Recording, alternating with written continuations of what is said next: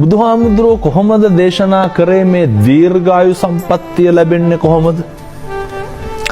පින්වත්නි, දීර්ඝායු කුමාරයා ඉපදෙච්ච දවසේ තාත්තා යනවා නක්ෂාස්ත්‍රකාරයෙක් හම්බෙන්න. ඔය නැකත් බලන මිනිස්සුනේ හඳහන හදනවනේ අපි වේලාපත්කඩය.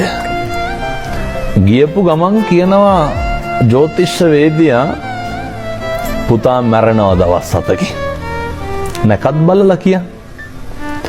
හරි වේදනාවකින් තාත්තා පසු වෙනවා. පුතා මැරෙනවා කියපුවම මොන තාත්තටද දුක නැත්තේ? දුවගෙන යනවා බුදුහාමුදුරුවෝ හම්බෙන්න ජේතවනාරාමයට. ගිහින් බුදුහාමුදුරුවන්ට විස්තරය කියනවා. දැන් බලන්න ඕන පෙන්නඳුනේ මම මේ කියන කතාවත් එක්ක ගලපන්න ඕන හොඳ. මේ කොහොමද දීර්ඝායුෂ ලැබෙන්නේ? ඊට පස්සේ බුදුහාමුදුරුවෝ දේශනා කරනවා අද ඉඳන් ගිහින් පිරිතක් ලෑස්ති කරන්න. ගෙදර පිරිත සූදානම් කරන්න. දීර්ඝායු කුමාරයාගේ තාත්තා ගිහිල්ලා ඒ දවසේ ඉඳන් දින 7ක් පුරාවටම ගෙදර පිරිත් කියනවා. දැන් අර පුතා බිලිගණ්ඩේන යක්ෂයා දවස් 7න් 7 වෙනි දවසේ එනවා.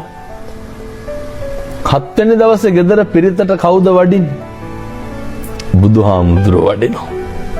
පින්නතුනි, තථාගතයන් වහන්සේ වඩිනකොට සතරවරන් දෙවිවරු නිරන්තරයෙන් මෙතන ආරක්ෂා කරනවා.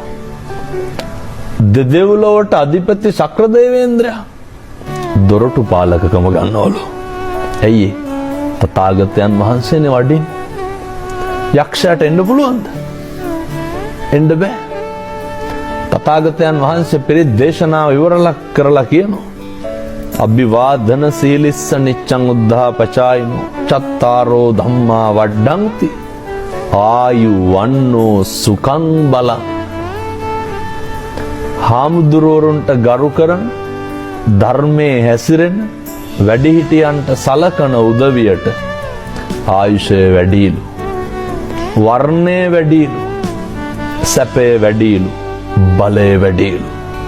පැහැදිලි ඇතිනේ මම මේ කියන එක.